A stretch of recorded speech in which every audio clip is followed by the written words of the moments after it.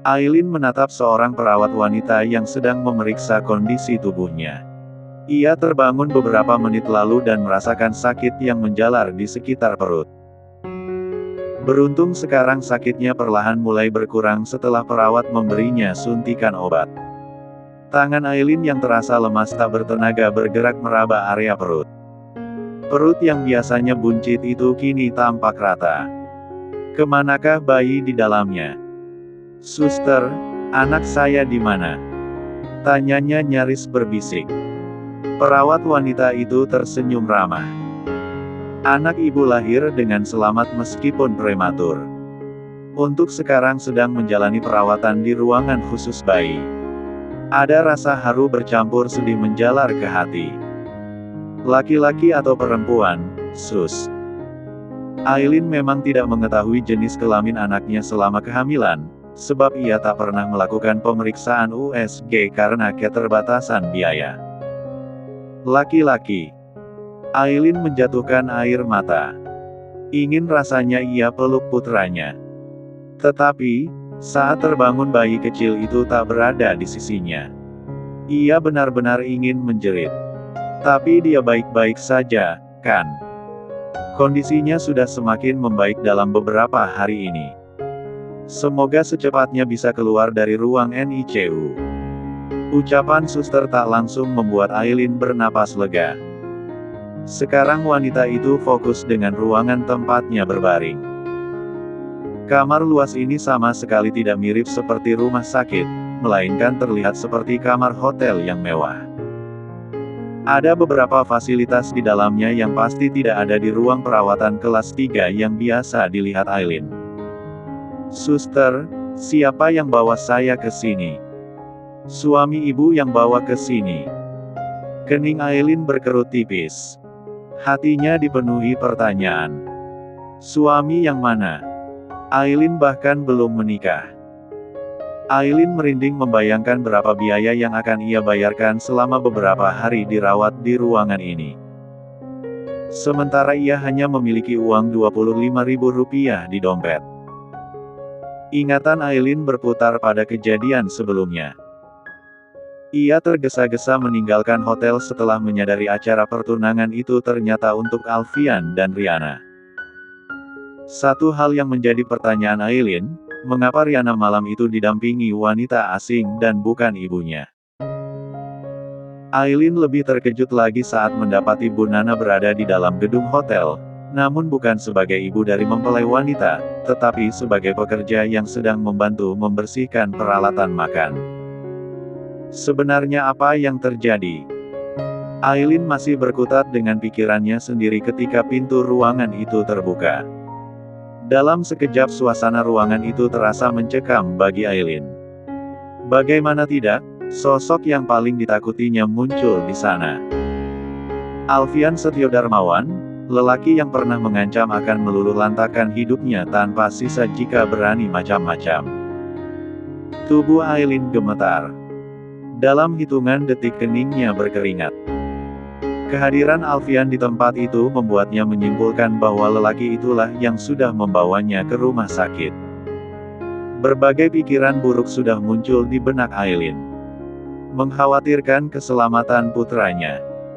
Aileen mengalihkan pandangannya ke arah lain dan tak berani lagi menatap Alfian. Entah harus kemana untuk mendapatkan tempat yang aman untuk hidup. Sekeliling terasa penuh dengan orang jahat. Setelah mengerjakan tugasnya memeriksa, sang perawat tadi keluar dari ruangan. Meninggalkan Aileen dan Alfian berdua.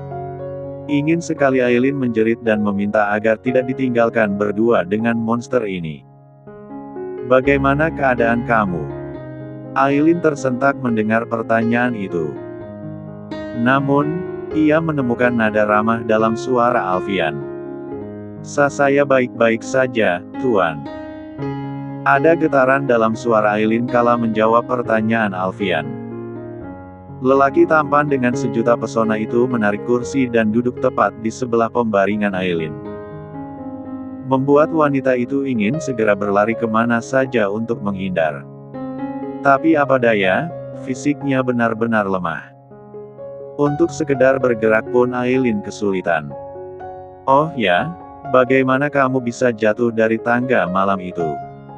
Selama beberapa saat Aileen membungkam. Mau menjawab takut, diam saja juga takut. Alfian adalah sosok yang terlalu menakutkan baginya. Salah menjawab sedikit saja mungkin Aileen akan menyesal seumur hidup. Saya tidak tahu, Tuan. Saya hanya merasa seperti didorong seseorang. Alfian menatap wanita itu secara intens. Didorong. Aileen mengangguk. Kamu melihat orangnya? Tidak. Saya tidak melihat. Alfian diam sejenak. Sedang menarik kesimpulan dalam pikirannya tentang jawaban Aileen. Apa mungkin Bu Nana yang sengaja mendorong Aileen? Bukankah malam itu Bu Nana juga ada di acara pertunangan itu? Alfian pikir harus menyelidiki rekaman CCTV hotel. Terima kasih sudah menolong saya, Tuan. Maaf sudah membuat Anda repot. Saya akan mengganti biaya yang Anda keluarkan begitu punya uang. Alfian tak menyahut dengan kata ataupun senyum. Melainkan hanya dengan tatapan datarnya. Sebenarnya ada hal penting yang mau aku tanyakan dan aku ingin kamu jujur. Aileen menajamkan pendengaran untuk menyimak. Siapa ayah biologis dari anak yang kamu lahirkan? Pertanyaan itu membuat jantung Aileen terpompa lebih cepat. Pertanyaan itu seperti sebuah ancaman baginya. Seorang Alfian Setio Darmawan mana mungkin sudi memiliki anak dengan wanita tidak layak dan miskin sepertinya. Paling-paling Alfian akan mencelakai puteranya jika tahu. Sepasang mata Aileen terpejam. Berusaha menahan rasa sakit yang menyiksa. Bukan Anda, Tuan. Saya hamil dari laki-laki lain. Saya mengatakan yang sebenarnya. Alfian tidak terkejut lagi mendengar jawaban Aileen. Ia sudah menduga jawaban seperti itu yang akan ia berikan. Alfian tidak akan memaksa, namun akan membuktikan dengan tes DNA meskipun tanpa sepengetahuan Aileen. Oh ya, di mana keluargamu? Aku mau menghubungi keluargamu untuk memberitahu bahwa kamu di sini tapi kamu tidak memiliki HP. Aileen merasakan hatinya bak disayat sembilu. Pertanyaan Alfian mengingatkan Aileen akan kesendirian. Ya, Aileen sebatang kara di dunia ini. Tidak memiliki siapapun untuk bersandar atau sekedar mengadu. Saya tinggal sendiri. Saya tidak punya siapa-siapa lagi, Tuan. Jadi siapa yang menjualmu malam itu? Dan kenapa malam itu di badanmu ada banyak bekas lebam? Aileen bungkam seketika. Hanya bola matanya yang dipenuhi cairan bening dan Alfian melihat itu. Entah mengapa hati Alfian ikut berdenyut nyeri melihat pancaran luka dari sepasang mata Aileen. Baiklah. Tidak usah jawab. Aku tidak akan memaksa. Pengakuan Aileen tentang penyebabnya terjatuh di eskalator menimbulkan tanda tanya di pikiran Alfian. Demi membuktikan kecurigaannya, lelaki itu mendatangi pihak hotel untuk meminta diputarkan rekaman CCTV. Bersama Gali, Alfian kini sudah berada di ruang kendali hotel. Seorang petugas sedang membantu memutarkan rekaman CCTV yang diambil dari berbagai sudut. Kira-kira pukul berapa kejadiannya? Tanya sang petugas hotel. Alfian dan Gali saling pandang. Jika ditanya jam berapa pastinya, mungkin mereka tak tahu. Aku tidak begitu ingat, tapi antara pukul 7 sampai pukul 8, jawab Alfian. Pria yang duduk di kursi itu mulai memutar rekaman di jam yang diminta Alfian. Terlihat suasana hotel sangat ramai oleh para tamu. Dahi Alfian sempat berkerut ketika menemukan potongan rekaman di mana Riana dan Mami Trisa alias Mami palsu berbicara di depan pintu masuk dengan Big Nana. Riana bahkan sempat memeluk Big Nana. Kamu tidak merasa aneh dengan interaksi mereka? Tanya Alfian. Galih turut melihat rekaman yang ditunjuk Alfian. Sepertinya biasa saja. Bukankah Big Nana itu memang bekas pembantunya Riana? Mungkin Riana dan maminya sedang menyapa Big Nana. Alfian mengangguk pelan.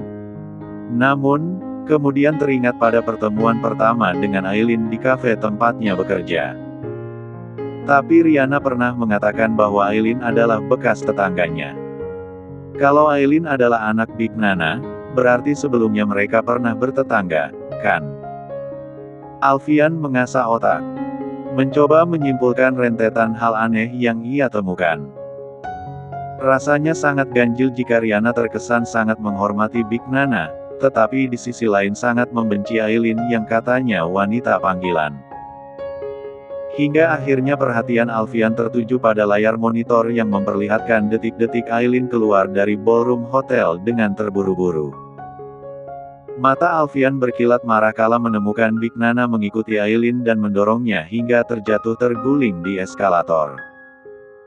Kedua tangan Alfian mengepal kuat hingga pembuluh darahnya tampak menonjol.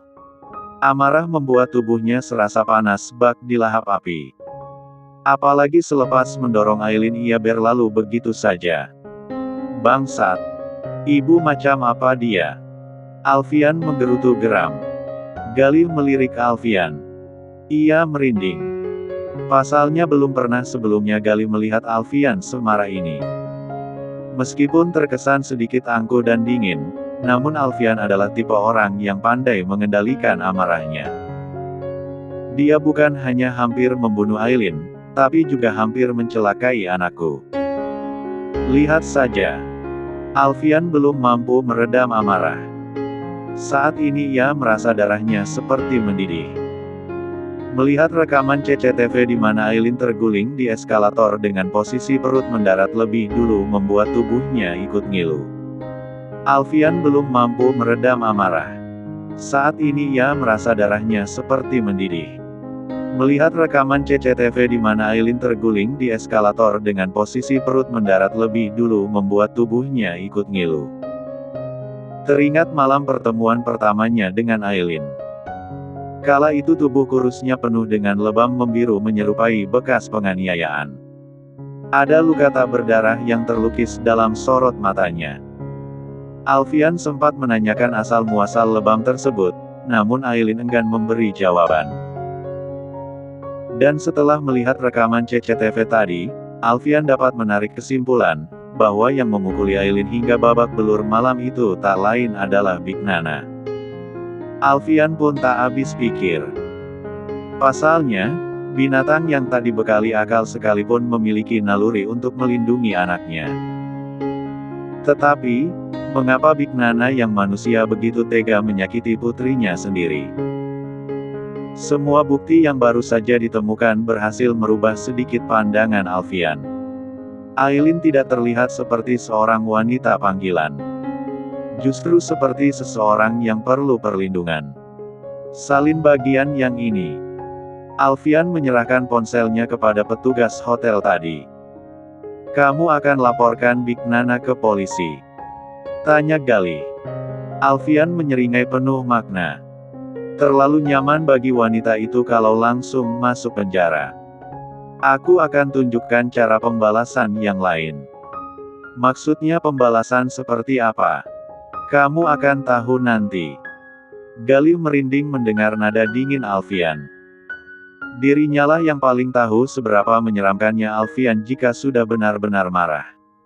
Tunggu. Kamu tidak sedang berencana membunuh orang, kan? Galih tidak tahu mengapa pikiran konyol itu terlintas dalam pikirannya. Yang jelas saat ini ia melihat Alfian layaknya gunung berapi yang siap memuntahkan lahar panas. Aku kan sudah bilang penjara dan mati adalah hukuman yang terlalu mudah. Semakin ketar-ketir saja Galih dibuatnya. Memang hukuman apa yang lebih mengerikan dibanding penjara dan mati? Ia benar-benar tak dapat menebak. Mau kemana? Alfian berteriak saat masuk ke kamar dan mendapati Aileen hendak turun dari tempat tidur. Aileen yang terkejut dengan kedatangan Alfian nyaris terjungkal dan tanpa sengaja menjatuhkan botol cairan infus ke lantai. Membuat jarum infus yang menancap di pergelangan tangannya ikut tercabut. Beruntung Alfian dengan cepat menangkap tubuh kecilnya, sehingga Aileen tidak sampai mendarat ke lantai. "Kenapa kamu ceroboh sekali?" Alfian yang panik kembali membentak. Aileen hanya meringis menahan sakit, menunduk demi menyembunyikan air mata, kemudian perlahan mengusap pergelangan tangannya yang amat perih dan mengeluarkan setitik darah akibat jarum infus yang tercabut paksa. "Saya mau ke kamar mandi," lirihnya takut-takut, sambil menyembunyikan air mata yang sudah meleleh di ujung mata. "Kenapa tidak panggil suster saja?" Ada penekanan dari nada Alfian, membuat sekujur tubuh Aileen gemetar. Alfian terasa sangat galak dan suka membentak. "Memang mau apa ke kamar mandi? Pipis." Tadi, dokter memang membuka kateter yang sempat terpasang pada tubuhnya, sehingga mau tidak mau Aileen harus ke kamar mandi untuk buang air kecil. Tanpa banyak bicara Alfian langsung mengangkat tubuh Aileen dan membawanya ke kamar mandi. Ia mendudukkan wanita itu di kloset. "Cepat pipis." Aileen memberanikan diri mendongakkan kepala demi menatap lelaki itu. Karena Alfian tidak kunjung keluar dari kamar mandi, malah berdiri dengan percaya diri di sisinya. Pikiran Aileen pun dipenuhi pertanyaan tentang apa yang membuat Alfian datang lagi. Bukankah tadi ia sudah mengatakan bahwa anak yang dilahirkannya bukan benih Alfian? Seharusnya jawaban itu sudah cukup, bukan? "Apa lagi?" tanya Alfian ketika Aileen hanya terdiam. "Saya mau pipis, Tuan." "Lalu apa masalahnya? Pipis saja. Anda tidak keluar dulu. Saya malu." Ya, akan sangat memalukan bagi Aileen jika Alfian menemaninya di kamar mandi. Apalagi jika sampai harus melihat bagian pribadi tubuhnya. Alfian membuang napas panjang melalui hidung. Tidak mungkin ia meninggalkan Aileen sendirian di kamar mandi. Cukup beresiko. Terlebih kondisi fisik wanita itu masih terlalu lemah. Jangankan untuk berdiri sendiri, bergerak sedikit saja Aileen sudah terlihat cukup kesakitan. "Aku sudah pernah melihat kamu tanpa sehelai benang pun. Lalu sekarang kenapa kamu harus malu?" Telak. Ucapan frontal Alfian membuat Aileen kehilangan kata. Tak berani lagi menyahut. Alfian lalu memilih membalikkan tubuhnya membelakangi Aileen. "Cepat pipis. Aku tidak bisa meninggalkanmu sendirian di kamar mandi. Kalau kamu jatuh dan bekas jahitan operasimu terbuka bagaimana?" "Iya, Tuan. Maaf sudah merepotkan Anda." Sebenarnya Alfian merasa sedikit heran dengan dirinya. Jika ini wanita lain, ia pasti sudah merasa risih. Namun, sangat berbeda dengan Aileen. Hati kecilnya menolak mengabaikan wanita itu. "Sudah." Aileen menyahut dengan suara pelan. Membuat Alfian membalikkan tubuhnya. "Mau sekalian cuci muka?" Aileen menatap pria itu. "Hei, ada apa dengan Tuan Alfian ini?" Meskipun terkesan sangat galak, tetapi cukup peduli. Aileen mengangguk lemah. Wajah dan tubuhnya memang terasa sangat lengket sekarang. Setelah selesai, Alfian kembali menggendong Aileen ke kamar dan membaringkan di tempat tidur. Kemudian keluar dengan tergesa-gesa memanggil dokter untuk memasang kembali jarum infus. Selain itu Alfian khawatir kalau insiden jatuh dari tempat tidur tadi membuat bekas jahitan operasinya terbuka. Benar saja, bekas jahitan di perut Aileen mengeluarkan darah meskipun tidak banyak. Sehingga dokter harus memeriksanya. Sepanjang mendapat penanganan dari dokter, Aileen merasakan perih di sekitar perut. Alfian bisa melihat betapa Aileen sedang menahan sakit. Tangannya meremas kain spray, alis dan kelopak matanya berkerut. Alfian membungkukkan badan dan memeluk wanita itu. membuat sepasang mata Aileen membeliak. Mendadak semua rasa sakit dan perih yang ia rasakan seolah menghilang, berganti dengan rasa takut. Takut jika sikap baik Alfian sekarang hanya pura-pura demi tujuan tertentu. Salah satunya mungkin ingin mengambil bayinya. Apalagi Alfian sudah pernah mengancam akan menghancurkan hidup Aileen jika berani macam-macam. Dokter keluar dari ruangan setelah mengganti perban meninggalkan Aileen dan Alfian berdua di ruangan itu. Tak lama berselang seorang pramusaji rumah sakit masuk dengan membawa nampan berisi makanan. Aroma panas dari makanan itu menyeruak di sekitar kamar. Aileen menelan saliva. Jujur saja saat ini usus di perutnya sudah menjerit. Kenapa diam saja? Ayo, makan. Ucap Alfian ketika Aileen hanya menatap menu yang tersaji di hadapannya. Iya, Tuan. Perlahan Aileen meraih sendok. Jarum infus yang menancap di pergelangan tangan kanan sangat membatasi gerakannya. Bahkan sekarang ia tak dapat memegang sendok dengan benar. Melihat Aileen kesulitan bergerak, Alfian segera mengambil alih. Meraih sendok dari tangan Aileen. Sini, biar aku suapi. Aileen masih diam. Namun, tak menolak niat baik Alfian untuk menyuapinya makan. Toh, sekarang ia sedang merasa sangat lapar. Saking laparnya, setiap suapan seperti tidak dikunyah. Langsung ditelan. Hati Alfian pun serasa berdenyut melihat Aileen makan layaknya seseorang yang tengah kelaparan. Mie instan yang mengembang di kamar kos masih selalu muncul dalam ingatannya. Entah mengapa rasanya ingin memeluk wanita itu. Namun, sebisa mungkin Alfian menekan rasa aneh di hatinya. Mau tambah? Biar aku pesankan lagi. Aileen hanya menggeleng pelan. Tidak ingin dikira memanfaatkan kebaikan Alfian. Terlebih, ia harus waspada dengan lelaki itu. Kalau mau makan sesuatu kamu pesan saja. Di rumah sakit ini ada kafe dengan banyak menu. Kamu tinggal telepon dan minta mereka antar ke kamar. Terima kasih, Tuan. Tapi tidak usah. Alfian menatap wanita itu. Ia bisa melihat betapa Aileen tidak nyaman dan sangat menjaga jarak dengannya.